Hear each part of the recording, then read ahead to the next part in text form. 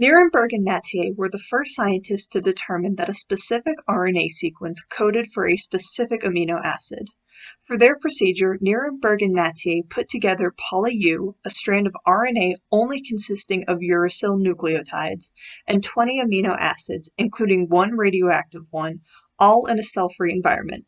They would incubate the tube this mixture was held in, filter out the protein, and check for radioactivity, and then repeat the procedure for the remaining 19 amino acids.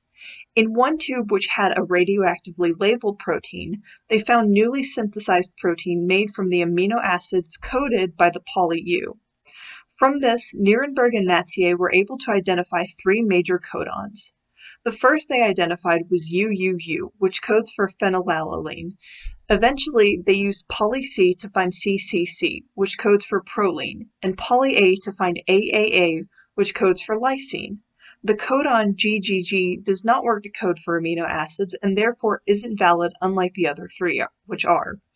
Along with this information, Nirenberg and Matthaei were able to determine that a triplet of nucleotides is what would make up a codon and that those individual nucleotides could be changed to code for different amino acids. Nirenberg and Lieder had a similar experiment, and they were responsible for what's known as the triplet binding assay.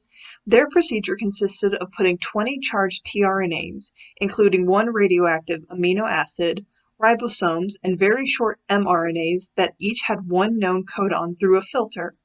They would allow for binding to occur between the mRNAs and some of the tRNAs, and then filter out whatever hadn't binded. After which, the filter paper was checked to determine whether or not it was radioactive. What this meant is that the filter paper would become radioactive if a particular trinucleotide coded for the radioactive amino acid. So, for example, the mRNA with GUU was used, and on the filter the tRNAs were bound to was valine. This meant that the GUU codes for valine. From their experiments, Nirenberg and Lieder were able to identify 61 codons, all of which code for at least one of the essential 20 amino acids.